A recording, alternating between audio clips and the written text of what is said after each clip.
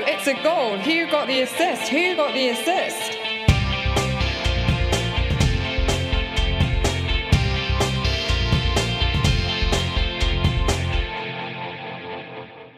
Hello, so after the end of the highest ever goal-scoring game week, we're back to pick over the wreckage with, it's fair to say, contrasting fortunes on the pod this week.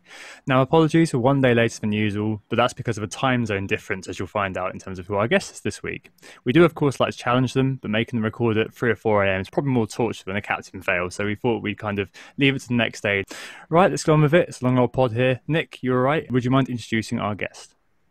Hey Tom, yeah, I'm good, thanks. It was definitely a punishing game week for me, with 44 goals scored in the Premier League, which was a record. Unfortunately, my team only got 3 of those. Just a reminder who we are. We are Who Got the Assist. You can find us on Twitter, generally at WGTA_FPL or at WGTA_Nick or at FPL Stag, or also on Instagram.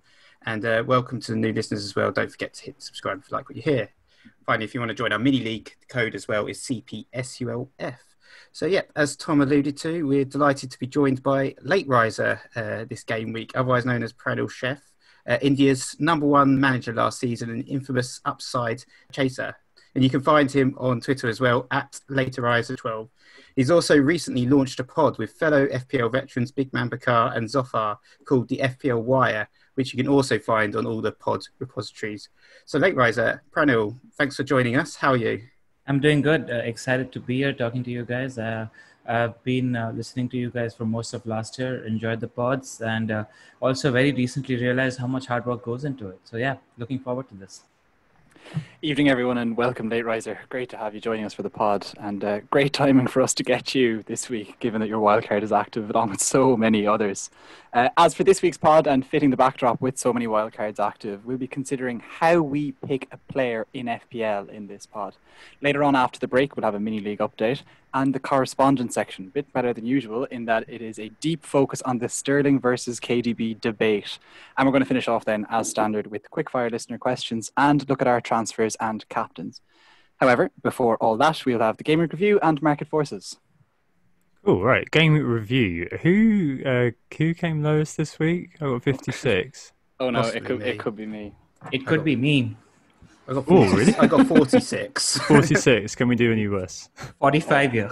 It's like the worst episode of Antiques Roadshow ever. 48. 48. All right. Okay, Pranil, do you want to go first? Let us know how the game week went. It was terrible. I had Aubameyang, Fernandes, St. Max in midfield. I had Dele Alli who didn't start, and I had Bissouma coming on for him. I thought he did well to give me a good 3 points. I was happy about that. Then he goes on and gets that red card right at the end. Yeah, so it was all terrible, and it started off so well. The first game of the week was Everton. I had Calvert-Lewin got me a hat-trick. I thought, okay, finally, something good's going to happen. Then just a sad story after that.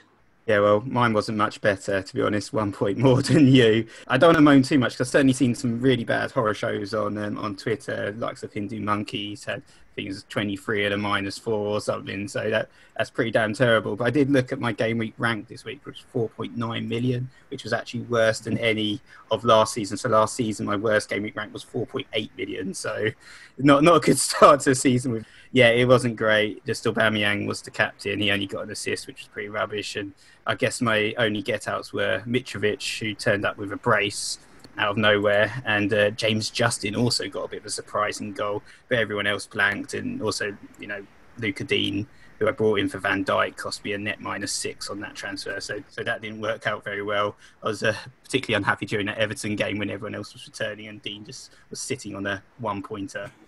You were not very happy bunny on the Slack, were you? And Anthony? Yeah, not as catastrophic. 48 points. So drop, I guess. Anyone who had a good week in game week 1 typically had a bad game week 2, unless they happened to be very good with their transfers. So with that in mind, to be at a 1.2 mil overall rank after 2 weeks, I think I'll take it with the way things are all quite bunched up at the moment. I moved Ings to Richarlison, so that was pretty much no gain. Captain Aubameyang, like everyone and their mother, so that was 10 points there. And then it's Alexander-Arnold and Justin, 7 points each, and then the rest was Cat. Fair enough. And I've got 56 this week. I entitled this on Twitter, Me in the Bedroom, because it started really well and ended meh. I moved in Hammers, took out Kai Havertz and got the instant reward. I got 12 pointer there for him. And, it was all looking up, 24 from the first two players. After that, yeah, nothing really happened. Aubameyang with the assist, Trent with 1 point from the clean sheet, Justin with the random goal. I only got 2 goals this week from the ridiculous number of goals there were. And we're all nodding here, so I guess it kind of sums up the kind of week it was for a lot of people. But yeah, 56, the rank doesn't matter, but it just felt really underwhelming with people, celebrating Son and celebrating X, Y, and Z. And you're like, oh, I really wish that my players came through like that, but they just didn't this week. So I've taken them -8 actually. So, but maybe I'm already where Anthony is, but -8. Yeah, I'll take them on, yeah. Spoilers. Anyway, let's go to the market forces then, see who else is as rash as I have been. Nick, man across numbers, let's be a bit quicker this week, but just to summarise, what's been going down? I think a lot of managers were punished by the madness of the market last week, as we saw heavily sold players like Son and Ings punishing their sellers, and also people that did moves like Salah to Mane, as we said before, falling victim to the red roulette there. So a lot of managers last week were punished, but this week it's Dominic Calvert-Lewin actually that's the most popular player right now to bring in, with 640,000 transfers in at time of recording. He's not going to be playing West Brom every week, but certainly with 4 goals in 2 games so far, a lot of people are looking at him and thinking, can he do better than he did last season? Obviously, during the post-lockdown period, he was particularly dry, but good start for him. Otherwise, it's also Son Heung-min. As I said, 424,000 transfers out last week, but already 550,000 transfers back in. So many people perhaps even just yo-yoing between Son. And actually, just on the transfers outside, we've got almost the opposite there with Bruno Fernandes. He's the 4th most transferred out midfielder right now.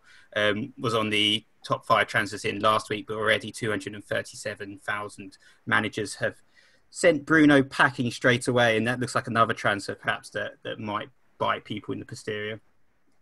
Yeah, I really couldn't get over just the constant theme really of players that we had in our most sold last week banging. So amongst the ones you named, so we've Son, Mane, Aubameyang if you count it, Ings, Mitrovic, Antonio, Kane. They were among the top 10 in terms of players sold last week, and then they go and do pretty well this week. So definitely impatience definitely not being rewarded. Yeah, definitely. Otherwise, 3rd most transferred in player is James Rodriguez with 540,000 transfers in. He really impressed in game week 1 and game week 2, and Everton have some really good fixtures. So a lot of love for him right now. Also, Bamford, he was top last week, but still popular with 400,000 transfers in. He's risen 0.2 million already in value. However, he's got some tougher fixtures coming up with likes of Sheffield United and Man City up next. So we'll see how he gets on. And finally, in terms of the top 5 most transferred in, we've also got Kevin De Bruyne. So a lot of people now looking at him. Obviously, they didn't have a game in game week 1, but game week 2, he looked really, really impressive. So 420,000 managers have also brought him in for the goal and assist. And it's rumoured he's going to be playing a number 10 position. He's on penalties as well. So a lot of love for De Bruyne right now. Yeah, we'll definitely see. And, what Stag alluded to, all of that sort of the roller coaster. I said that really poshly. The roller coaster of ups and downs and ins and outs of the transfer market has definitely caused some introspection. One person who has kind of come forward is Mark from Fan Football Scout, who's obviously the Don, and he said that would locking prices for the first 4 game weeks improve the game and make it more accessible? He said it's a frustration for seasoned managers who get driven into points hits and wildcards to avoid drops. And he says also it's got to be off-putting, to newcomers, especially with the system obviously not being particularly clear. I mean, Pranil, what do you think? Would you be in favour of, the first 4 game weeks having locked prices? I am not in favor of locking the prices. I think it adds an element of variance, and we have a clear differentiation between the guys who are patient versus the guys who are aggressive. And FPL is a game of temperament, right? So let us have that factor of variance between the 2 styles of managerial play. I mean, we don't have to play FIFA in amateur mode, right? So yeah, I think it's a good thing. Yeah, no, I agree. I think the market is a unique part of FPL, which forces, the risk and reward calls, which make it all the more enveloping, engaging, I guess. I mean, for example, the sales this week, Aubameyang 500k, in 3rd, Timo Werner 286,000 sales ahead of West Brom. You've got to be looking at that and thinking, wow, okay, that's a risk reward call that hopefully Werner owners are going to be thinking, well, I'm going to be on the right side of that. And I kind of wonder as well whether if you've got it frozen for the first 4 game weeks, that when the market does reopen in game week 4, we'd all be sat on a pretty similar sort of team, wouldn't we? After looking at the first 4 weeks of data and just kind of thinking, well, okay, I can wedge all these players into 100. I mean, it doesn't quite happen with Sky, but I just don't like it as much. But Pranil, maybe just to build on that a little bit, would you be pro if the actual system for price changes was more transparent? I personally don't really care too much about the prices, so I'm okay with them not being so transparent. I think it adds an element of uncertainty, chaos, panic, which I think is good for the game generally. I don't think it should be so easy, So yeah. Okay, that's fair enough. So I think I'd probably be on the side of a little bit of transparency with the actual price changes would be nice, just so that you don't make the transfer on a Tuesday before a Champions League game or something later in the season when, you could make it on the Wednesday and know what's going to happen. But as you say, a little bit of chaos is nice. But after weeks like game week 2, I find there's enough chaos in FPL as it is. I quite like the wildness of the prices as well. And I'd say maybe you could freeze the prices for the first week, but I don't know about freezing them for the first 4. I think certainly it does create a bit of clamour, a bit of excitement. Everyone's drafting in players in and out to kind of catch the rise at the beginning of the season, which can add an extra element to the game, which is quite exciting. And it's not like the prices are increasing rapidly or too crazily anyway. We're only talking about a couple of players that have gone up 0.2 so far. So I don't think it's like we're seeing, a player jump up 0.6, 0.7 within a couple of weeks and instantly unaffordable. It's pretty relaxed, I think. Yeah, it's not the end of the world, is it? If a player goes up or down 0.1, he says sitting on the -8, taking it because a player was dropping 0.1. Anyway, I think the chaos that Anthony alluded to is a very, very good sort of environment for the pod that we're about to do, which is what we look for in an FPL player. That's the kind of the salient question we'll be looking at today. Perfect with Pranil on here because obviously the guy is an absolute god at spotting that player just before he's about to break. I mean, we're thinking Martial hat-trick against Sheffield United here, aren't we? But to do this, we're going to look at a few kind of factors that may influence why we look at an FPL player, both, I guess, in terms of a transfer and also in terms of a captain. Broadly, of course, this is going to break down into the age-old eye test versus data debate. Yes, you'll be very pleased to hear we'll be looking at that today. But hopefully giving it a WGTA spin, hopefully giving it a little bit of a kind of a strategic look rather than just kind of saying that guy looked pretty good. He's worth buying because he's got 5 shots in the last 2 games. Let's start off with the eye test, one that always crops up every year. You hear people going, oh, you know what? Yeah, I don't really like stats. It's all about the eye test. So in terms of the eye test, what are we looking for from a player that we're kind of scouting for FPL reasons? Pranil, let's go with you first. So to set the groundwork, what sort of things are high in mind for you when you're eyeing a player up to potentially come into your team?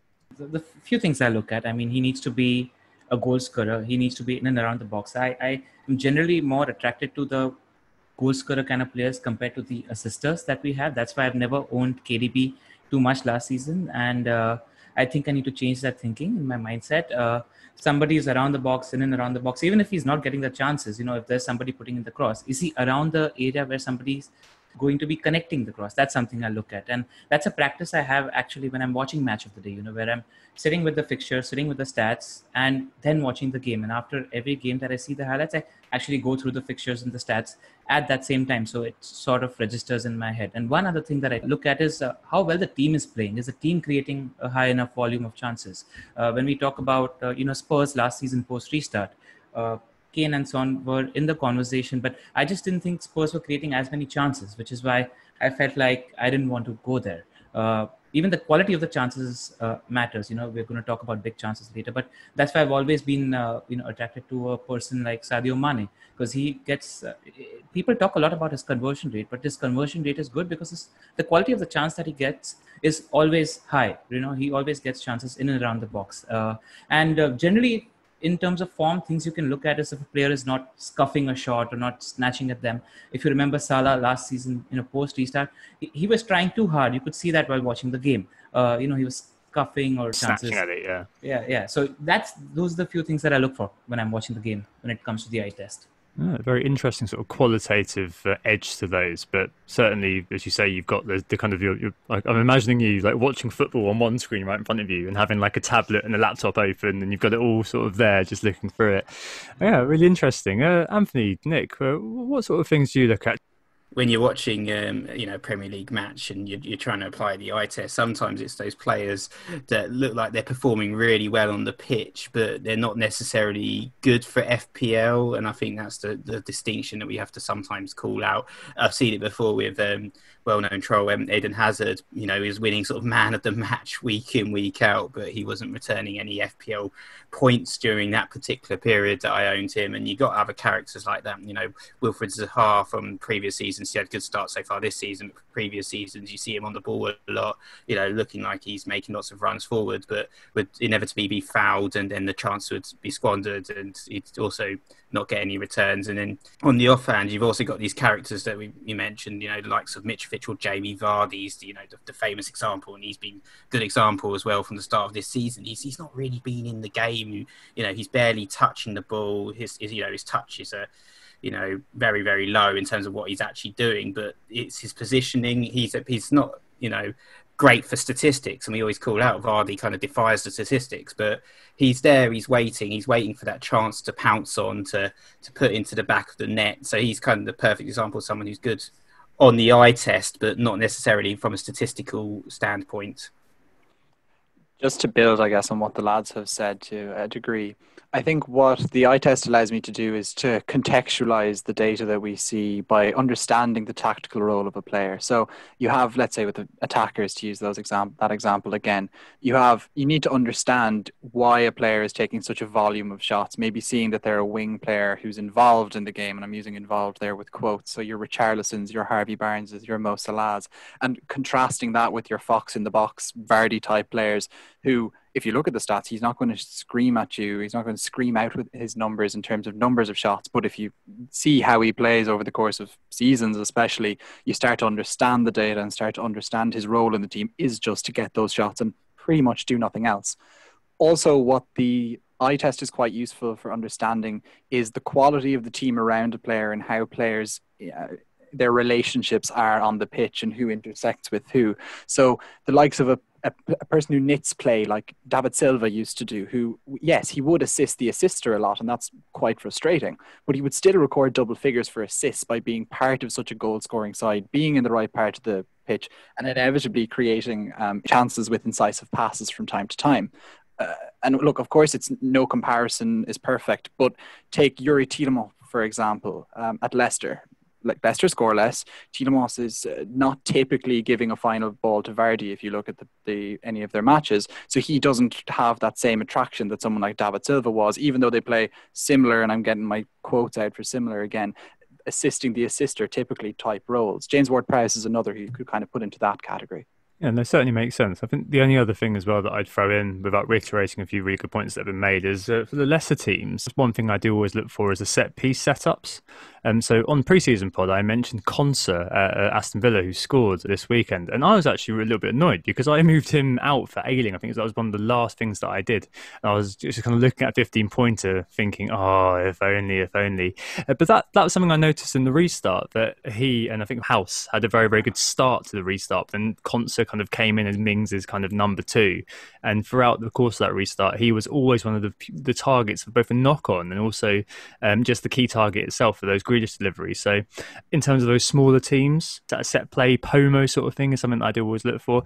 I completely agree with what Pranil was saying about the quality of chances. It's things like the creative players as well, who they're passing it to, who they're not passing it to as well. Like, you can definitely see that sometimes that a certain player it's not quite working for them. I'm thinking Jose Perez last year, making the runs when he first went to Leicester, but the runs that were getting in the way of everybody else. And as soon as he got taken off and Albrighton was brought on, the team functioned a lot better. So little things like that, I think, are very, very good indicators as well. Perez's example is actually really good because then you start to notice the system and the pattern of play that the team has. I mean, and the best example for this is Doherty at Wolves, right? Because we knew that if the ball came on the other side, it was his job to get inside the box to meet the end of the cross. Now, that is something which you notice is a consistent pattern of the play for that team. So that's something you watch out for as well.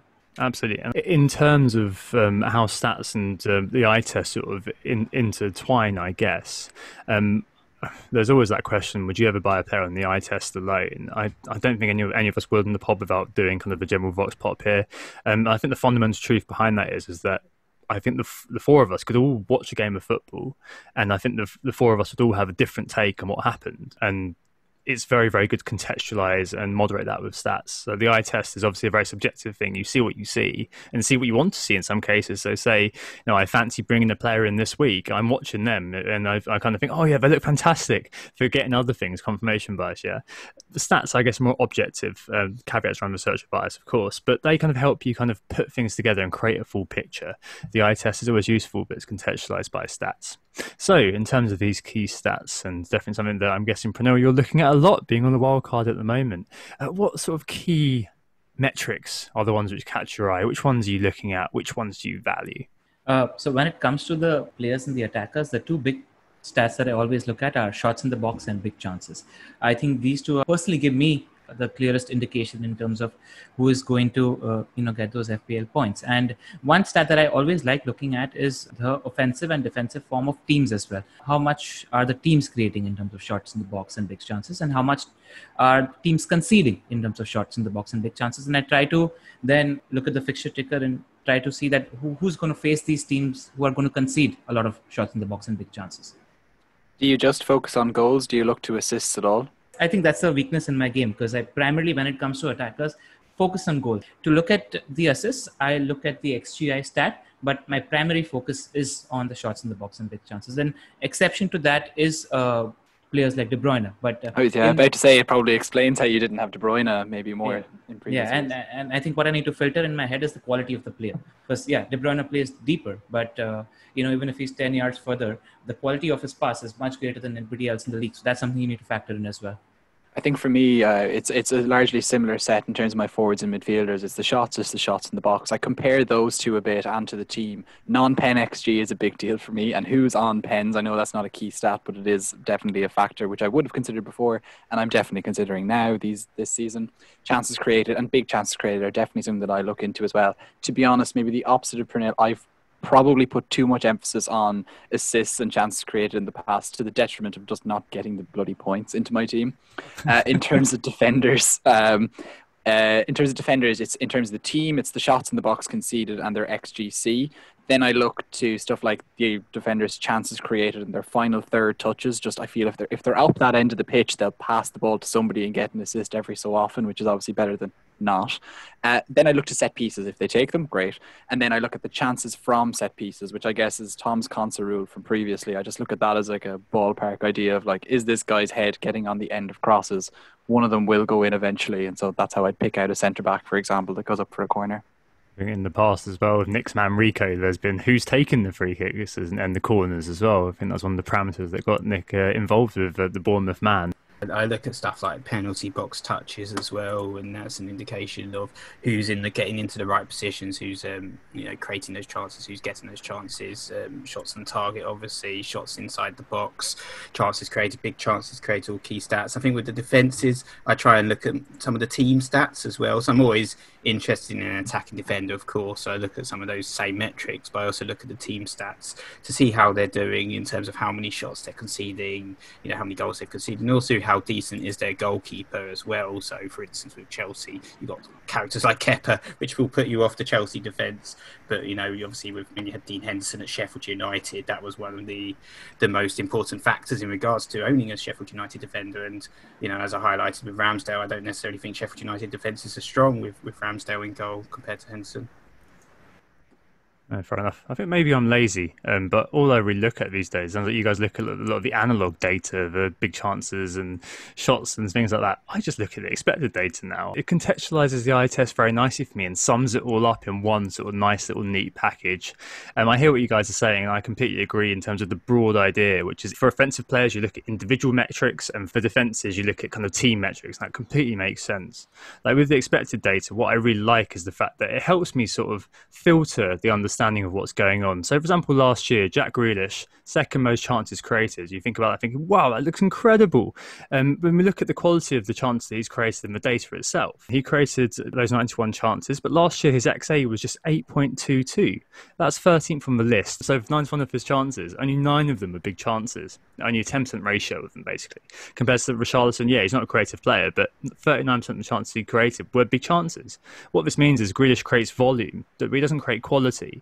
Compare that to someone like Richarlison, yeah, okay, he's got Dominic Calvert-Lewin or whatever, but it does mean he's creating best quality chances, so he's got a better chance of scoring you points effectively. And if you add in, yes, Mr. Samatta and Mr. Wesley being the people who have to eat the dinner that Grealish is creating, it kind of helps you kind of understand, okay, great kind of headline analog stat, and he looks fantastic in the game, but how much quality is he adding to the team? You're in good company, Tom, because actually Fabio Borges, he's a very well-known manager who's sitting on, I think, number 1 spot in the FFS Hall of Fame. He swears by the expected data when it comes to the stats, and he primarily looks at only that. Yeah, but I'm a crap manager and he's a good manager. I don't know how that works. But I think, and the only one as well that I just quickly to mention is XGI. That's kind of my king stat, just because it basically is are points close if you compare that to the delta. How much are they expected to be involved in goals or assists, and what's the difference? I know that's something that Fabio also looks at as well, so I'm kind of quite happy about that. That's something I've always looked at.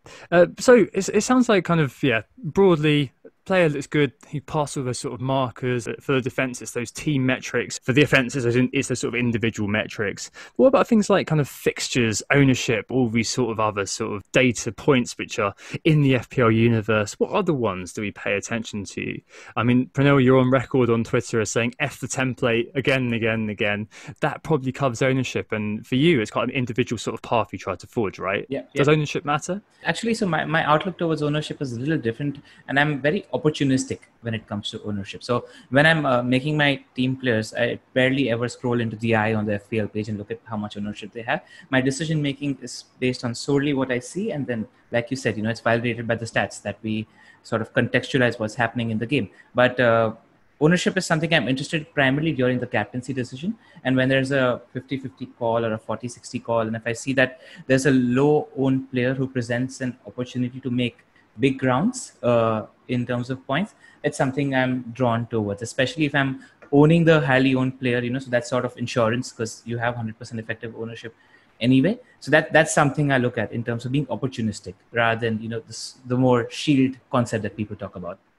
I don't tend to focus too much on ownership or who's in the Twitter template. I kind of, try and forge my own kind of plans in terms of who I'm picking, who's in my team, and kind of base it on my own decisions. I try not to let myself get influenced overly by the template and stuff like that. I think in regards to fixtures, I think fixtures are very, very important.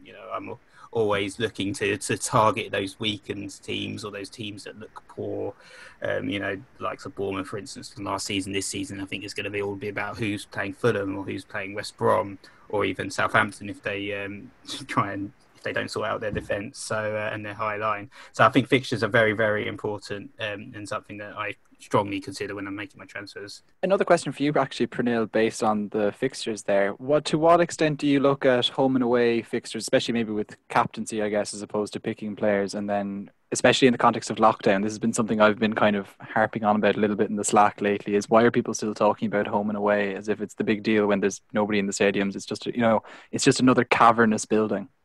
Yeah, it doesn't influence my thinking as much as it should, especially since lockdown that you mentioned, because I think the advantage isn't as great as it used to be. And, when we're captaining players, we're generally looking at teams like Manchester City or Liverpool, or if they're in form, Chelsea or Man United. And when it comes to these teams, it's primarily about the quality of the attack. So I don't think home and away matters as much when it comes to the quality and the difference in quality between the opposition and the current team being so drastic. Okay, that's quite interesting. I guess for me, ownership, especially now at the start of the season, it's a big, it's not really that important. Although as the season does develop, I do pay quite a bit of attention, probably more attention than I should, to the top 10K ownership, just to get an idea of, I guess, where I might be vulnerable more than anything. And if I feel I need to address that, then fair enough. In other things that maybe kind of might interest me in terms of like assessing my stats, I tend to try and look at, let's say, 8 or 9 games. Tends to be my kind of perfect amount of time to look back. But at the same time, you have to take into account fixture difficulty then, and of course on the horizon for a player you're looking at. And then I think something that we've just omitted and we should probably talk about is something that I probably haven't put enough emphasis on, and I think we should all be kicking ourselves. We didn't talk about it on last week's pod, and it's tactical. And it's something like Southampton's insanely high line. It was already an issue for them against Crystal Palace with Wilfred Zaha. He had a few opportunities, one of them offside, another one he scored from, another one he missed. basically against that same line that Son and Kane exploited to wonderful effect at the weekend. And like, it was a complete liability against Spurs. And maybe we should be paying greater attention to it. But at the same time, there is the aspect of you couldn't possibly have expected Ralph Hasenhüttl to walk into that trap and, give us such a disaster class in Premier League football tactics as well. No, definitely not. It reminded me, funnily enough, of when Pep Guardiola first faced Leicester City as Man City manager, and he played a highline against Jamie Vardy of all people. And you're kind of thinking, all right, dude. I mean, on one hand, you've got, right, this worked fine for me everywhere else. But I mean, Vardy just tore them to pieces, didn't he? It was the year after Leicester had won the title as well. Their form was crap. Ranieri was still the manager, and Vardy got a hat trick out of nowhere. And you're like, what? Yeah. It was very much kind of, it was almost like hubris on Pep's part, just thinking, oh, my tactics will beat out of these guys. No, definitely not. Maybe it's a case of going back to what Pranil was saying in terms of the team and looking at the team when you're doing the eye test and helping to spot those sort of team patterns. That sort of thing's quite useful. And in that way, kind of that's more like a team weakness, perhaps, how they got it. And of course, that kind of comes out in the stats as well, like where teams are conceding chances from, for example. So maybe this weekend, you may be looking at the fact that James Justin and Timmy Castagna can't seem to defend at all. So maybe someone like Raheem Sterling may be a good shout. You never know. Good you mentioned about Ralph and Pep, because also when you're reading the games week on week, especially for the captaincy decision, it's important to take into context whether the manager tends to game manage or he's very principled in terms of these are my principles and I'm going to play this way. When you're talking about, let's say, a Bielsa or a Ralph, because they're very stubborn in terms of, no, this is my play style, I'm going to proceed with this and I'm not going to game manage no matter what. So that's something you take into context as a read after the game against Spurs. Oh, yeah, certainly. I definitely like what you're saying about kind of reading the game there and kind of making that work in terms of what your decisions are and how everything sort of knits together. The final thing I just wanted to mention as well, in terms of, I think Stag mentioned it earlier in terms of 8 or 9 sort of fixtures in the past, something that's kind of been on my mind a little bit the last few weeks, and it's definitely going to be an acute thing next week with Chelsea playing West Brom, is at what point do we kind of start to size up one of the newer players to the league and think, oh, actually, you might be worth it? So I think we probably all started perhaps with one of the new players to the league in our team game week 1. I certainly had Kai Havertz, for example, which was absolutely terrible. Do we go for these sort of tried and trusted players always, every single time? Or do we kind of take risks? Do we use things like scout reports and things like that and kind of hope a player's going to work, especially in the case of someone like Timo Werner? Like, do players need to have that sort of long-term history to be of interest to us, or would we take a punt, for example, the kind of Mo Salah straight into the league and smashing it sort of situation? Pranil? I don't mind taking the gamble. I also think like it adds excitement and fun to the game, and at the end of the day, you're playing the game for fun, right? So if you're getting a player who's looking exciting and you have a hunch that he's going to do well in the league, go for it. And we've had people talk about the poor cases, but we've had enough good cases as well. Diego Costa, he came into the league, he started off on a good note, and Mo Salah is one. We've had enough examples of people who started off really well. So I think it's fine. Take that gamble if you really feel it. And I mean, why are you playing the game if you're not backing those hunches that you had? So I did that. I kind of backed my hunch on Kai Havertz after watching him in the Bundesliga, and he and Timo Werner, as I said last week, just night and day, weren't they, in terms of how good they were in the first game, certainly, and in the first couple of games. It's just extraordinary, like how some players really just take to it like a duck to water, and other players really kind of dipping their toes in, and they kind of just slowly getting used to it. But absolutely, I think having fun, especially, is absolutely huge. Why don't you back your hunches? Well, it's one of those things that the FPL Twitter environment and social media can definitely kind of push you out of, right? Yep. Cool. All right. So I think just in terms of rounding off, I think that was a really good discussion. I think overall, it just sounds like in terms of the eye test, that kind of helps us spot players, spot patterns, spot team patterns, and that helps us contextualize the stats. And in those stats, we break up offense into individual data, defense into team data, and use that to create sort of a rounded picture ideally. But as Pranil said, have fun. It's always quite good to kind of back those hunches, and if a player doesn't quite conform to the stats, doesn't quite conform to what the zeitgeist is saying, but you fancy him, I always say, as you may see me respond on Twitter, if you like it, go for it. That's definitely the case. But hopefully that's helped you in terms of how you assess if a player is good for you. And we're going to take a break now and come back to the Q&A after this. Who got the assist? So we're back and it's time to catch up with the Who Got the Assist mini league. As I said earlier, if you want to join the league code is cpsulf. And I'm just going to run through quickly the top 6 perhaps, just because the guy in 6th just got an insanely good score. So that's Isma DSP with IDSFT. He got 133 points this game week, which is just an incredible score. So that was a game week rank of 1,308th. And so he captained Son obviously for 48 points. We also had the likes of Kane and Ings and Zaha, and also Alisson in goal. So just a huge return there. In 5th was Abid Roshan with Winnie the Kapue. He got 105 points. Gali Aditya with 115 points in 4th. In 3rd was James Dayton with Dyslexia Untied. He got 104 points. In 2nd was 06 with 116 points. And in 1st was Harsh Pandya with FPL Mumbai, 120 points for him. He's 570th overall rank and also 15th in India. So a little bit of competition there, Pranil, this season. Yep, for sure. I don't have a complete total combined with both game weeks that these guys haven't won. So you'll get there, I'm sure. Yeah, I'm sure you'll be leaving them in your dust very, very soon.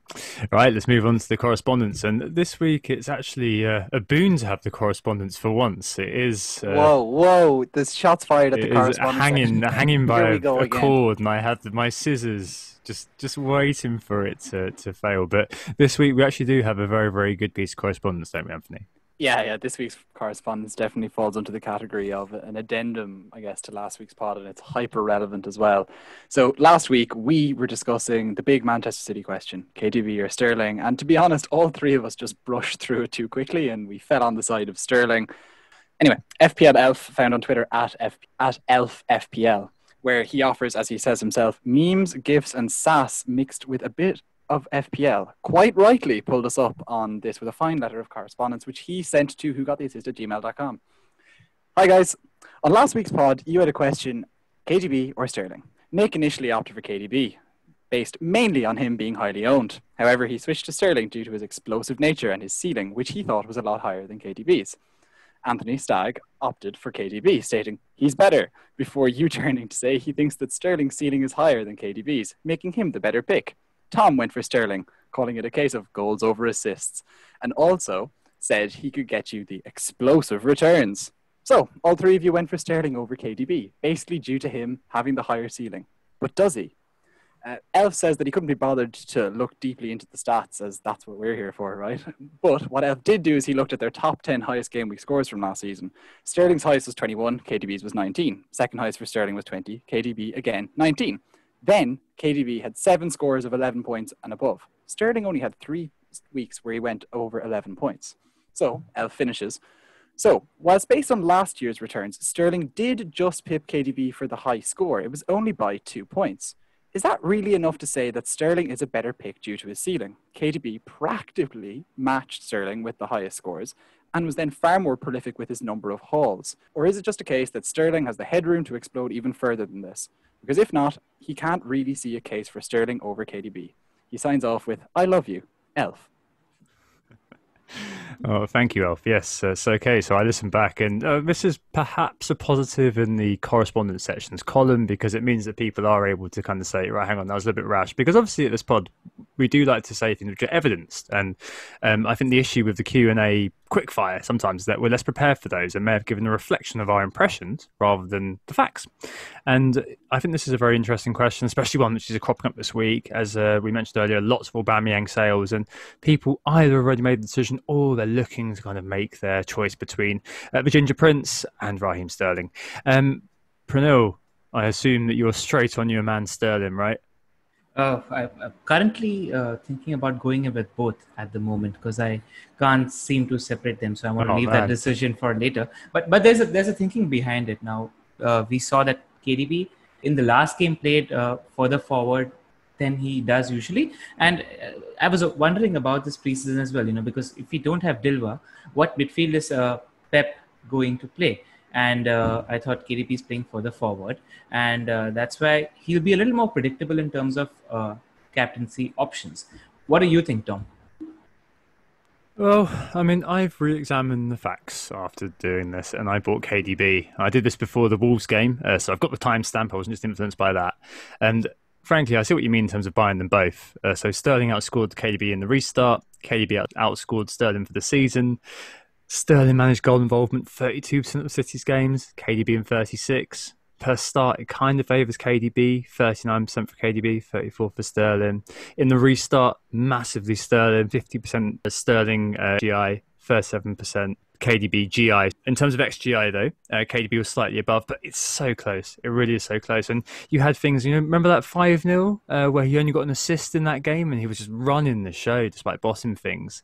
It kind of means that the XGI was probably a little bit undercooked for De Bruyne. In terms of Elf said, in terms of space to grow, obviously you've got Sterling upward trajectory to bear in mind. So 3 seasons, 200 points, an average of 18 goals per season. Last year's 20 goals were his most ever. And KDB is an interesting one. I spoke to my friend Wee Rogue about this because obviously he was injured and then came back last season, and we were kind of saying things like, it could be a yah season for him last year. It's very difficult to assess whether he's going to be able to keep this up. But the consensus seems to be, according to things like StatsBomb, that he finishes hot, so he scores more than he should according to expected data, and his passes are a lot better than they should be according to Opta XA. So it means players score more than average from the shots that he creates. Translating that into English, he's an elite player, shock horror, who in FPL terms has strong points potential in every game that he plays in. So earlier on I mentioned that XGI was my kind of crowning stat, and I think Kevin De Bruyne is kind of the epitome of that crowning stat in FPL. Penalties, I should mention as well, are huge for me here too. There have been 13 penalties awarded so far this season. Last year it took us up until game week 6 to get to that number. So yeah, more penalties. Man City have got the second most penalties awards of all teams. They've got loads of players who have loads of touches in the box. They as a team have net highest touches in the box. I think they can have a lot of penalties, despite the fact that there's on average one more penalty per team expected. I think that Man City will get more of those penalties. And the ownership, I don't really care about that, but it is in KDB's kind of ballpark at the moment. So all in all, I'm kind of just about on the side of KDB, but I can also see why you'd be going for Sterling if you were to kind of make that choice, because the ownership's pretty low. The guy is consistently scoring goals. It's just the case that Kevin De Bruyne has more routes to points, as it were. But that's why I kind of landed on KDB. I just like to add a little bit of a context here. So basically what I did is I've done the goals plus assists per 90 for Sterling and De Bruyne versus opposition of different caliber. And what I noticed, what happened last season was Sterling didn't do really well against good defenses or average defenses, but he exploded against the weaker defenses. His scores were 0.37 goals plus assists per 90 against really good defenses, 0.4 goals plus assists per 90 against average defenses, and 1.13 goals per assist was against really weak defenses. So he does tend to have an explosive streak, against the weaker defenses. The case with De Bruyne, though, is he's consistent and he's really good against the good defenders as well as the middle defenders. That's because what we noticed tactically last season was against the good teams, De Bruyne tended to play further forward, having 2 defensive midfielders in the pivot. Now, that is something we might see more of this season because we don't have David Silva. So Pep might play more defensive-minded midfielders behind him more regularly. So that's something you need to be mindful about. Taking that into consideration and the penalty point that you spoke about, I feel like for a consistent stream of points, De Bruyne is a good set and forget option. But when the fixtures turn green and they're really good, you need to get in Sterling and try hitting a massive haul just for the captaincy. Oh, yeah. Oh, that certainly makes sense. So it kind of is true that I think you call them sticky players, don't you? The sort of Kevin De Bruyne type, the one that you just don't move out of your team, yeah? The glue guys. The glue guys, that's it, yeah. And I think that's definitely why I went for him as well, just because I think, I'm not going to be removing this guy, so I might as well get him in at base price, leave him there for the foreseeable future. Anyway, we've spoken enough. Nick, Anthony, what do you guys reckon? Anthony? I've went off and dug some data myself on this, and what I did was I looked at last season and I looked at, in terms of per start for each player, their home form, their away form, and then how they did against all teams and against top teams. What I think I found was that KDB is just better. He's better overall. He vastly outperforms his pen XG, and so he scores in 2 of every 5 of his starts against all teams in the league. Sterling does score more times than KDB, of course. He scores about 3 in every 5 starts last season, but he's vastly outperformed by KDB in terms of assist potential and especially in terms of the actual assists. So Sterling, even a few years ago, he had particularly good assist numbers. Last season, we've spoken about how much poorer he was, but his assists of 0.48 per start in 2018-19 was still quite a bit less than KDB's 0.72 assists per start last season. So, look, he would close the gap, but KDB would still be far ahead. In terms of home performances, it's basically a runaway show for KDB. He's about twice as good in terms of FPL points. He actually gets more goals than Sterling does at home. And he gets more assists as well, of course, about 4 times more assists per start. Away, actually, Raheem Sterling was better last season. He, of course, outscores. KDB's getting a goal about 1 in every 4 starts. For Raheem Sterling, it's 4 in every 5 starts away from home. Assists, De Bruyne, yes, better, but it doesn't make up for the fact that even Raheem Sterling is getting more bonus points away from home. And so Raheem Sterling last season ended up with 7.12 FPL points per start away from home, whereas Kevin De Bruyne, it was only 6.31. And then against the traditional top 6 plus Leicester last season, De Bruyne, much better on goals, much better on assists, much better on bonus points, 3 times better on bonus points, in fact. And so that ended up with 7.73 points per game against those top teams versus Raheem Sterling, it was 5.27. So you're seeing this chasm that has developed. Then, and a bit of an addendum, our friend Desperately Seeking Dusan, who is at Seeking Dusan on Twitter, Alan, he has put together some stats as well, which looked at kind of the explosivity or the haul ability of these players. So for Alan, haul was anything which was 10 points or above, and explosive was anything which was 16 or above. And the facts bear out that, okay, you could say that over the last few seasons, Raheem Sterling is more explosive, so he's going to get more of those, over 16 pointers. So he's had 8 in the past 2 seasons, whereas De Bruyne only had 3, of course, being injured for one of those seasons. But in terms of hauls, you would probably say that De Bruyne is just that little bit better. It was 10 last season versus 9 for Raheem Sterling.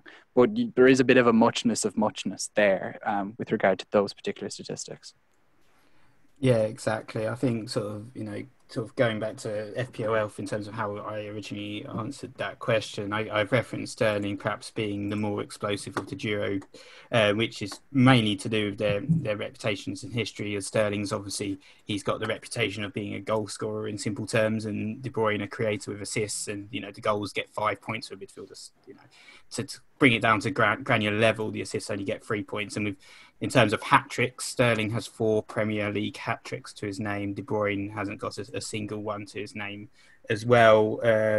But obviously, when you factor in goals and assists, you're talking about 15 or so points De Bruyne can easily make in a game week. And, you saw this particular game week as well. It's very, very easy for him to kind of get a haul, which is only to get a haul, you only need about 3 returns. You can get a goal and 2 assists, and that's the equivalent of a haul. And you watching Manchester City play, you kind of back De Bruyne almost to do that week in, week out, especially now that he has the penalties. When you factor that in, with Aguero being out, he's got those penalties, and the fact that he's also it's been announced that he's playing more of a number 10 position, more advanced. I know I sound like I'm flip-flopping a lot in terms of who I'm going for, but I think these additional factors that we didn't have on previous pods kind of leads me now towards more De Bruyne. And I think De Bruyne, he has that additional consistency factor. If Sterling perhaps has the higher point ceiling, we're only talking, as Elf pointed out, minimal points, 1 or 2 points here.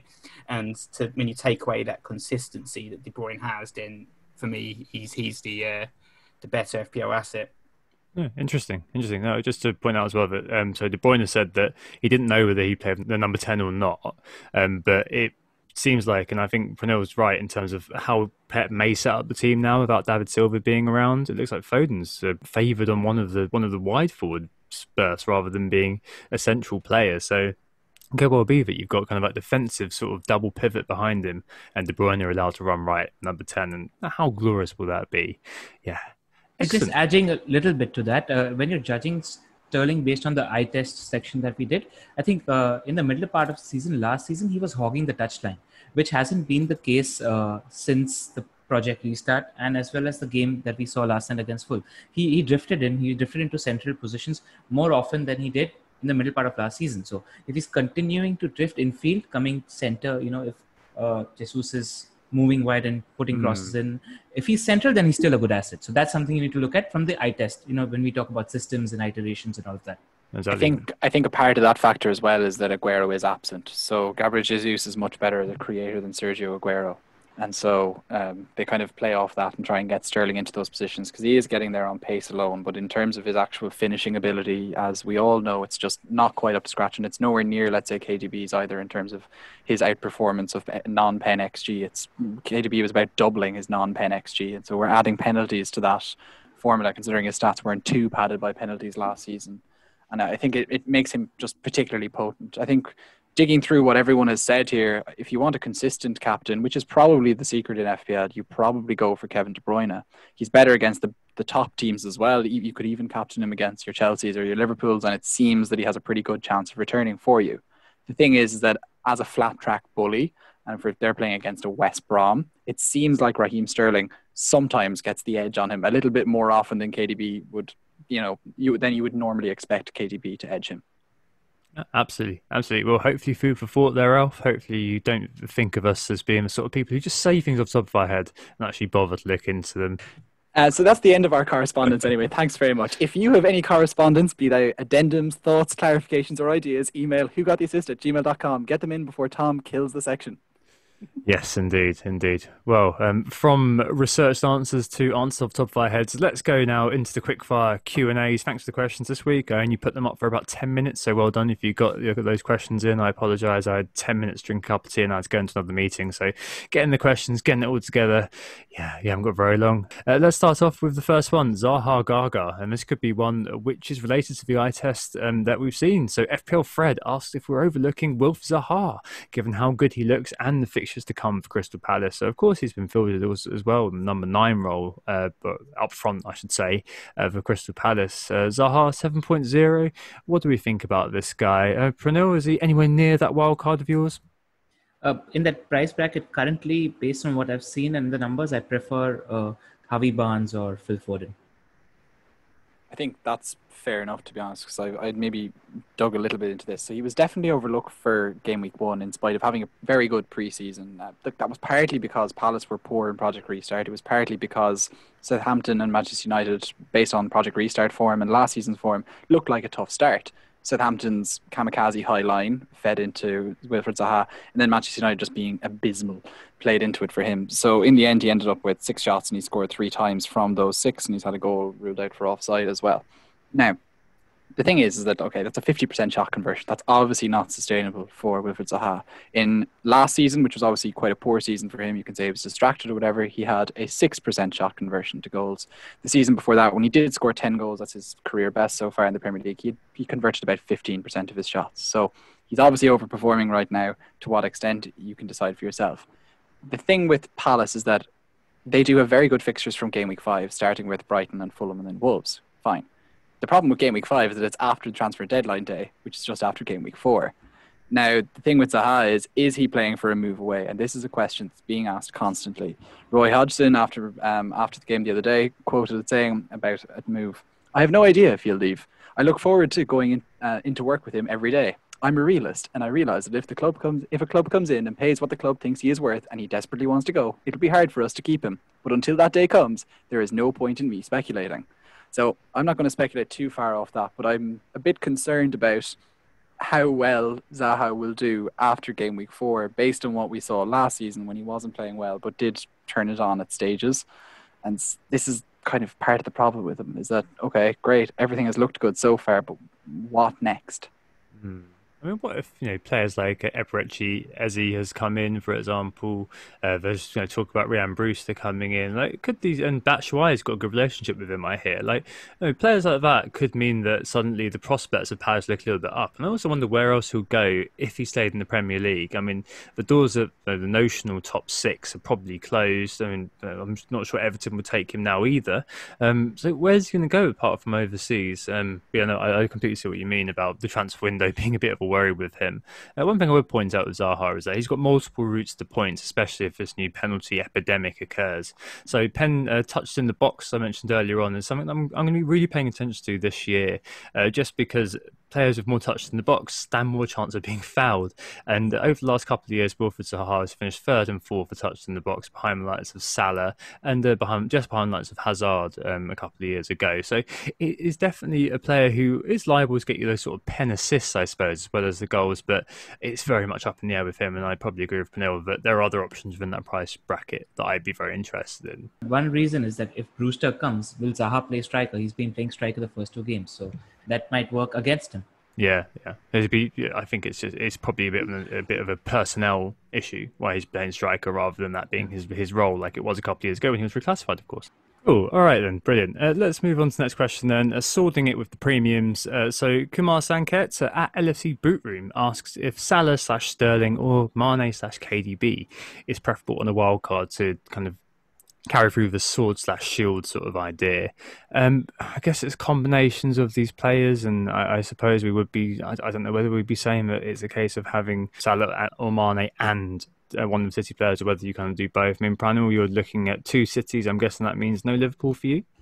That's what I'm contemplating right now. Currently, I feel like the next 2 fixtures, Leicester and Leeds, for City scream goals. And I feel like Liverpool are playing Arsenal and Villa, who aren't so defensively open. So I'm thinking of playing the Sterling card for the next 2 weeks, because I think the fixtures suit him, and then switching to Salah. That's what I'm thinking about right now. I think it's possibly a case of like trying to over-engineer your team. I guess if you're focused, I think we talked about ownership a little bit earlier on the pod, but if you kind of go for a sword/shield, you're thinking, I'll have the highly owned De Bruyne and the differential of Mane, or the other way around, the highly owned Salah and the differential of Sterling. I think ultimately I wouldn't get too hung up on those sorts of things in terms of the ownership. I'd focus on who you think is best primarily for your team, be it even a double City as Pranil's going for. That might be the risk that you fancy going for, rather than perhaps trying to play it too safe or try and focusing too much on those ownership stats. Yeah, like for me, it's really, you're looking at these ownership stats right now, and I think you need to be a little bit cognizant of the fact that all the stats you see are last week's stats. Aubameyang was 47% owned going into the last game week. He has already, it's Tuesday night at the time of recording, he's well over 500,000 sales at this point. That's about 1 in 6 of his owners. That's going to go up even further. And so I think, a lot of these combinations, your Salah, Sterlings, your Mane, KDBs, like these players are going to be picked up in pretty big droves. So don't overthink it, and probably just pick the 2 that you think are going to score the most, not the ones that you think are going to be less owned or might give you some sort of advantage. I personally am holding on to Salah because I just happen to have him in my side and I'm not wildcarding. If I was brave and chasing upsides and looking at fixtures, I think I could totally see why you'd go for the City double up. But just don't split hairs too much is pretty much what I'm saying to Mr. LFC Boot Room. Yeah, I think in this case, swording and shielding is something which perhaps comes into play later on in the season when the template, as it were, takes root. And then you've got the kind of a mix between the engaged and the non-engaged managers. You've got the dead teams that start to occur. At this point in the season, you probably have the majority of the manager base still involved, still playing. Wait until kind of after the first international break and things will start to solidify a little bit. One thing I'd point out as well is that, I've seen that he's removed, for example, separated Salah and KDB here. I mean, Salah's owned by 35% at the moment, near enough. KDB's owned by 32%, near enough. Combine the 2 together, though, and just under 8% of managers own both of those players. So you may be looking at it thinking, these players can be so highly owned, they're going to be owned by everybody. Oh, no, I can't do that. Yeah, you can, because at this point in the season, we haven't got that built-in template. So having these sorts of players in combinations actually a hugely potent differential, even if they do on the first look seem really boring to own. I don't use the negative terms. Yeah. But for what it's worth, it will probably be in about 20% of teams come this weekend. So it is kind of the time to, as a combination, I mean. So it's kind of, it's worth jumping now while there's a lot of people jumping if, there's a pair that you particularly fancy. Yeah, but that still means 80% of the game don't own. Oh yeah, it's good. That's what's brilliant about it. I know it's great to be. It's great to be going ahead of 80% of the game. I agree. That was the best thing about Salah getting that hat trick in game week 1 is that like 70% of people didn't have him. Yeah, that's what's brilliant about the early stages. I think before we get kind of everybody jumps aboard, kind of those huge life rafts in terms of those huge players who are performing well. Cool. Next one, upside chasing. Oh, very good guess for this one. FPL Latix asks, when's it time to jump on and off an underperforming premium? Do we hold on to players that have accumulated lots of value from price rises each year for too long? He says he always seems to have this issue every year.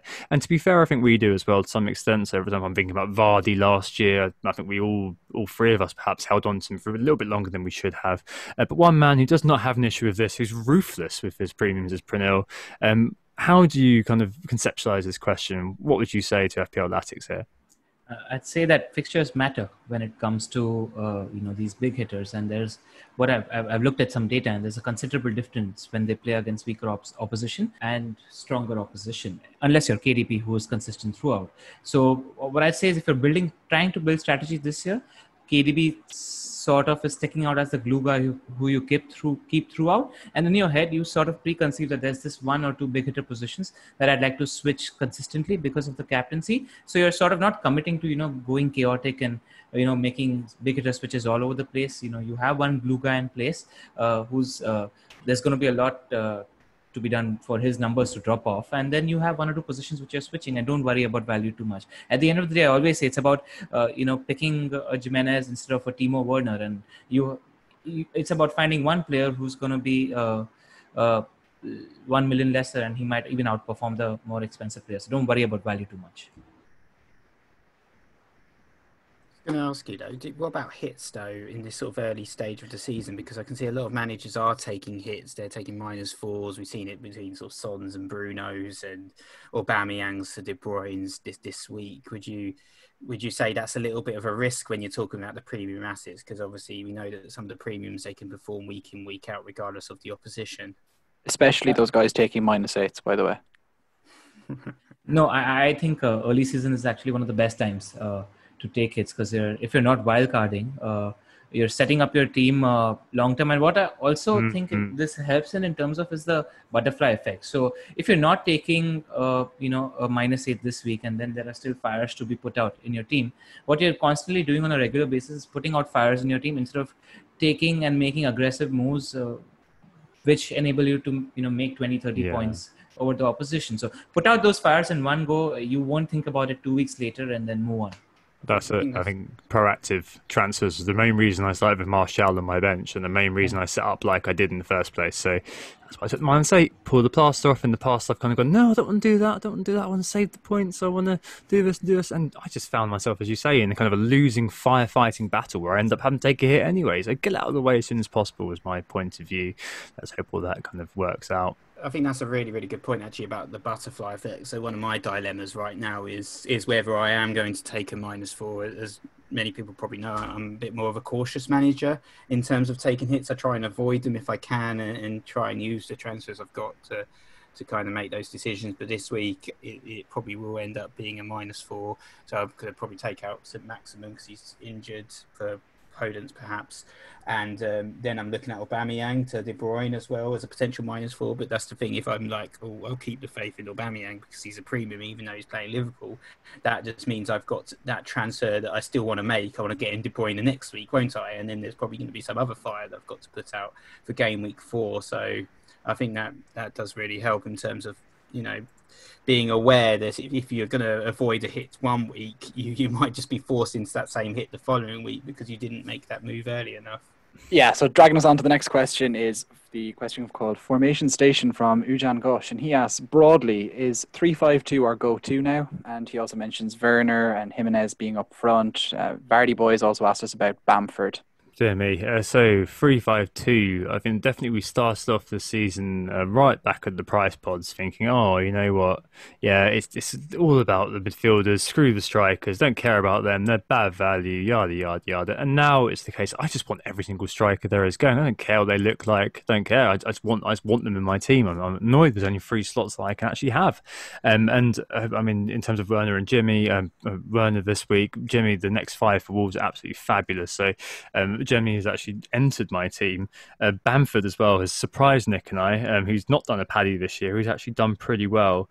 But I mean, it definitely does seem the case that there's so much sort of value, there's so many choices in the forward line at the moment, especially in terms of all price points, that it is tough to kind of sit there and think a 3-5-2 is the best thing, just because at the moment, at least, it looks like the strikers do provide you with that mixture of talismanhood, talismanic nature, plus obviously 2 weeks of data, the output.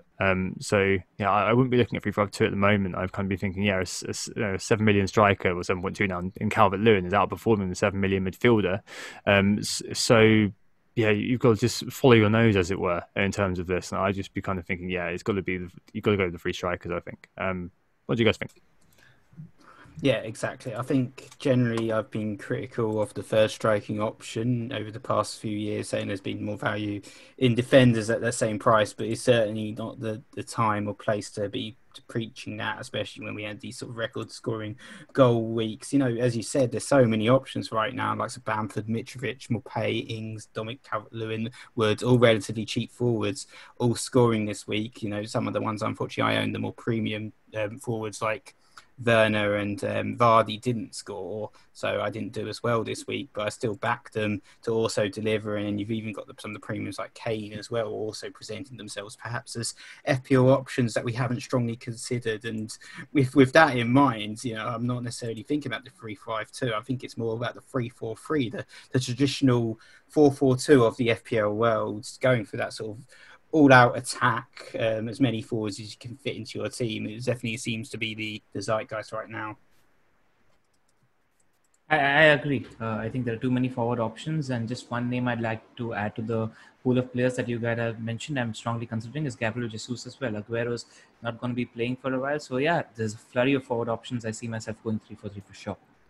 So big man Bakar put Jesus into his wild cards, and God, that last minute goal, he must have been celebrating that big time. But yeah, no, absolutely. I don't think he's been. I was expecting him to prop up a bit more in the questions this week, and I'm glad that we've got onto him a little bit, because 9.5 million is a route into that City attack. I mean, obviously his finishing is not great. It's like me after 10 beers, but still he is, representative of that attack. And the long kind of held adage was that if Aguero was out injured, then you bought Jesus, and vice versa, because they're nailed on in that team. Is there something that we're missing there with Jesus? I mean, I had him at the end of last season. I think one game he got me a goal and 2 assists, which was great. Last game of the season, he got the opening goal, but that was kind of it. It became the KDB show after that. But 9.5 million as a route into the City attack, if he's a nailed-on member of that City attack, surely that's one we should be considering more, right? Anthony, what do you think about that and this whole kind of question? Okay, on the Jesus front, first of all, like, of course he's a solid pick. It's just 9.5 genuinely seems a bit steep, and it's just, I guess, the opportunity cost of picking him up at 9.5 for me is a little bit great. But I guess right now I'm, pretty keen on Timo Werner. That may change after this week, I guess. If he blanks for a 3rd week in a row, I know circumstances and everything, all things considered, he has looked energetic, but still hasn't actually finished a chance yet. And I may start to get a little bit etsy about Chelsea as a concept almost, and just move to Man City en masse, and then he would be a perfect replacement. Pulisic and Zach in the training pictures, they trained with the first team today, so that's interesting. Yeah, that would help him. You wouldn't think Timo Werner's place is under threat, and that's the reason why I was quite happy to pick him. Whereas even after a few, I guess, disappointing games, you won't know what's going to happen with Tom's man or Mason Mount for that matter in that side. So yeah, look, we'll stick with Werner for now and see what happens against West Brom. As for the formation question, 3-4-3, 3-5-2. Like, look, there's arguments for both of them. There's so many low grade strikers who are doing quite well at the moment. None of the ones that I own, for what it's worth, but there's certainly quite a few of them doing well. And also in terms of the midfielders, there is 5 decent options there that you can afford instead of a balanced team, given that there's so many of the elite ones are playing well. Okay, great. Good start. And then you look at, you know, your James Rodriguez's, your Zaha, your Foden, your Barnes, that mid price, and then at that 5.5 mid, all of your Leeds guys basically who've been, you know, scoring about as many as they did in the whole championship season in 2 weeks between Klitsch and Costa, and then Podence as well. They've all been doing particularly well. So yeah, okay, you can have both of them. I can see why anyone would argue for both of those right now. It's certainly not big at the back. No, certainly not, hey? Right, and the final question this week is a one for Pranil, but we can give our views after this. It's from FPL Dougal, aka Billy the Kid. He says, Pranil, you've just hit, well, he says LateRiser, but I'm going to call you Pranil because that's your name. He says, you've just hit the wildcard button. What criteria did you go through to reach that decision? I suspect you've already gone through this on the FPL wire, so a little bit of duplication, but hopefully that's okay. And does this criteria change from season to season?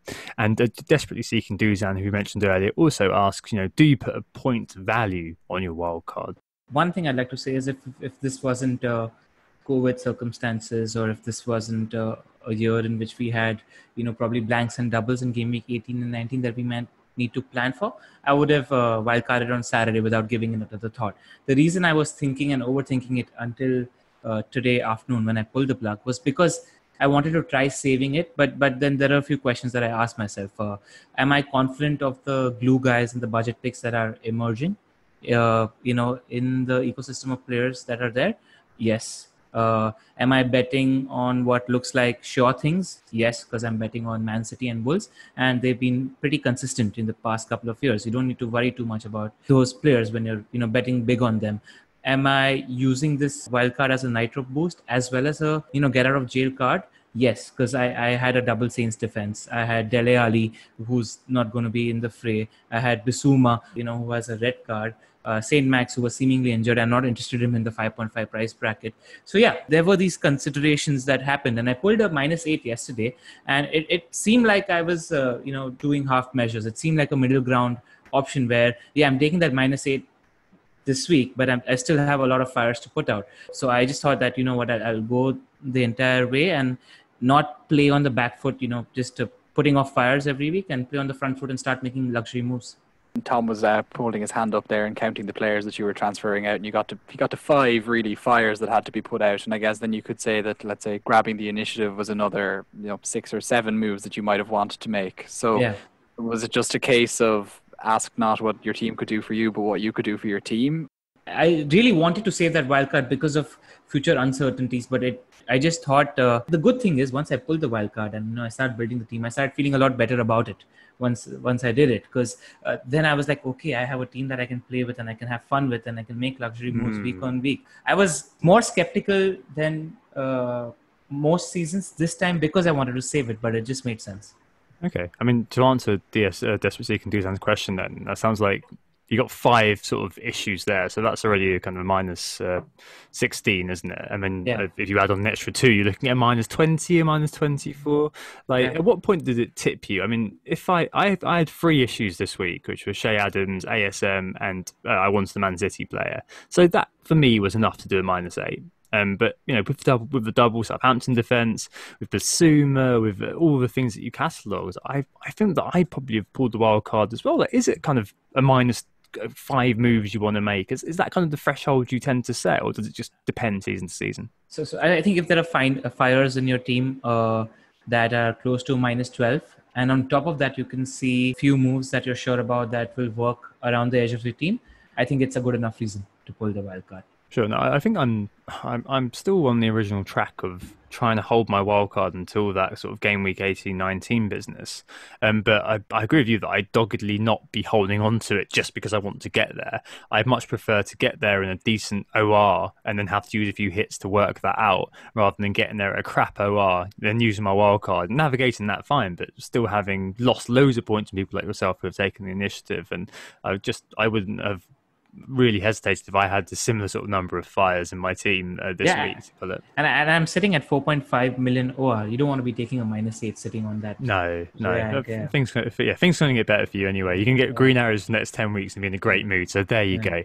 Right, guys, what do you guys think about this sort of wildcard business? I mean, just in general, how do you think Pranil's reasoning sounds? Is that something that you agree with? I have been tempted by the early wildcard. I know you were sort of asking whether I was going to do it this week or suggesting perhaps I should go for it if I fancy it. But like, I mean, looking at my game week 3 team, most of the fixtures are pretty rubbish.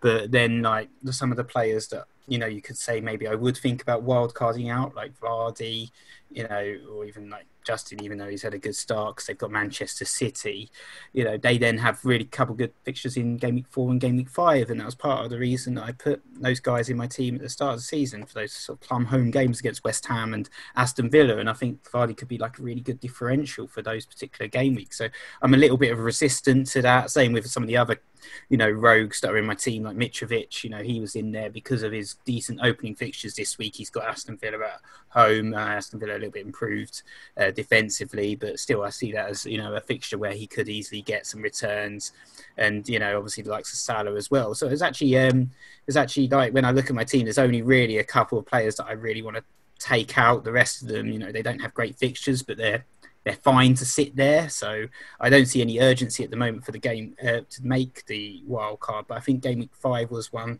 that I was targeting. I have started targeting in terms of doing the wild card because there's certainly a number of moves that I could make that game week. You know, with likes of Leicester having a fixture shift, the likes of Manchester City also having a fixture shift. Even then, I might start thinking about perhaps a, you know, risky triple up on Manchester City or something crazy like that. Perhaps could work for the game week 5, and it's also what I like about game week 5 as well is past the transfer window as well. So that's all closed. So then you don't need to worry too much about what's happening with your team. And you've also got, I think it's actually it's just after the international break, but you've got a little bit of you know, a little bit of closure, I guess, in terms of the early team's form, who's good, who's looking good in the underlying metrics at this particular moment in time. We've only really got 2 game weeks worth of data, and it, you know, as we saw, like I think it was the best team in game week 1, or the star team in game week 1, none of them returned in game week 2, did they? So you know, it's very early in terms of trying to identifying that team and that player form. Yeah, look, I'd be pretty much copy pasting a lot of what Nick said. Like, I would say I have quite a lot of kindling in my team, but no particular fire just yet. So the likes of Matt Doherty, for example, I'm not too put off him just yet. It's a game against Newcastle, who just seriously struggled last week. Doherty himself has had a very good goal-scoring chance in the first game week of the season. He had an assist for a goal that was ruled out in game week 2 as well. He isn't getting forward as much as I'd like to see. Certainly he wasn't in game week 2, but at the same time, I'm not classifying him as a fire, let's say. And I guess maybe if a lot of people maybe would call that a fire, and I guess if I'm taking that approach to the rest of my team, I'm just quite content with it. I'd always considered that game week 4 would probably be the time I wildcarded, just after game week 4, going into so the transfer deadline just about passes then. And also we have the international break. So there is a chance if I wanted to make the most of price rises to try and do that. But to be honest, I don't think I'm going to be too obsessive about that, because I think most of, you know, what you might see is the money I would be gaining or losing, I'm just going to probably absorb by buying Mitchell, who's probably going to be, you know, he'll save me 0.3 on one of my 4.5 defenders, and that pretty much sorts out most of the budgetary issue that I might have had otherwise. So I'm just quite content with my side overall, and I'm not going to rip it up just yet. But if I had 5 things to move like Pranil had, then yeah, I would 100% have pulled the wildcard trigger. Cool. I think we're verging into the final bit anyway, but let's move on to the transfers and captains. Hoping that games do go ahead. Obviously, at the time of recording, we've just received the news that David Moyes and a couple of his first team players have gone down with COVID. Let's hope for the best and hope that this pod doesn't end up in the bin like the one with Ben Crellin did for being completely irrelevant. But hopefully the teams will go ahead, because I've taken a -8. Brunel's got a wild card and Staggerid's made his transfers too. Bit of a spoiler. Firstly, let's go to Nick. What are you doing? What transfer are you looking to make? Who's your captain going to be?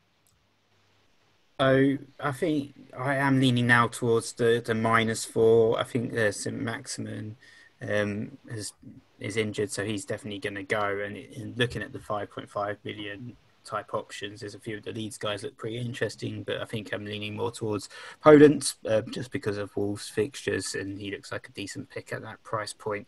So I think Poland will probably come in for St. Maximin, and then it's probably going to be Aubameyang out of the team as well. I'm jumping on the wagon there and bringing in Kevin De Bruyne. I think it just has to be done, doesn't it?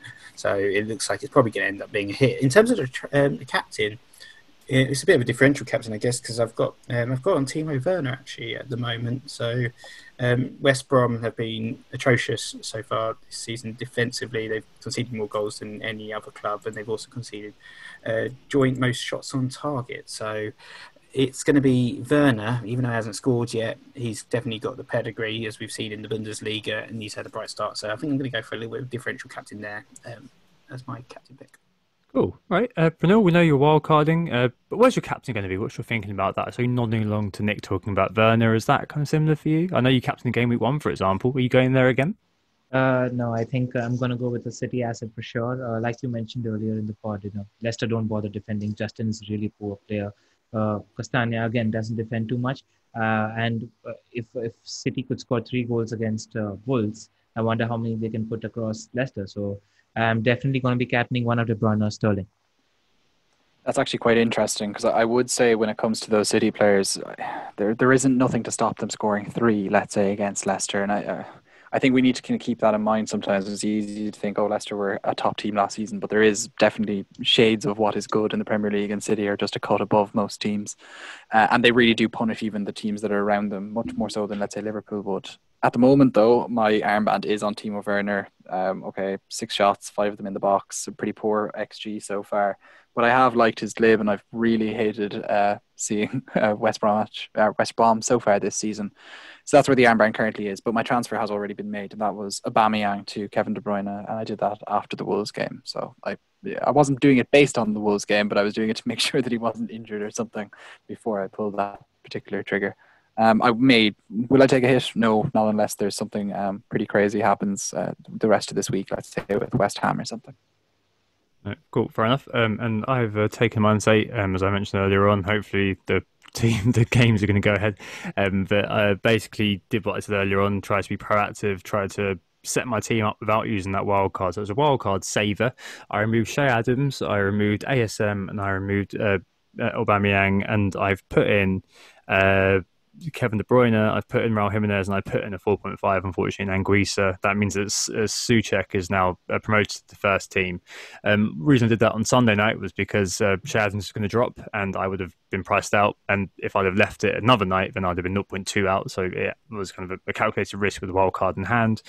Went for it, and I'm going to captain De Bruyne straight off the bat for the reasons we've spoken about. There's been a lot of people who are actually pointing to Salah versus Arsenal and kind of saying, have you seen how bad Arsenal have been against Liverpool over the last few years? Yep, I completely understand that, but I mean, this is Arteta's Arsenal now, and I think I find it very difficult to get excited about captaining a player against Arsenal at this moment in time, just because the way we're setting up isn't as naive, dare I say it, as it was in the past. I'm now condemning us to a 5-0 defeat, of course, but I just can't see it, and I think maybe this is an example of looking at the data, to go back to the main point of this pod, and looking at the eye test and thinking to yourself, okay, right, the historic data says this, but what have you seen, and how have Arsenal been playing compared to how Leicester have been playing? Yeah, like last year they were very good defensively. This year they can't defend particularly well. So it feels like KDB for me, and I'll probably give Salah the vice as a good default, but I'm probably not going to captain him, even though I can see why people would be going that way. A big factor in the Arsenal and Salah captaincy, I think, is we need to see whether Tierney is going to be playing in that position or Kolasinac, and I think that's a factor that might swing either way. Yeah, definitely if Kolasinac is in that particular position, I think Salah could have a field day. It would definitely change my own particular perspective on that.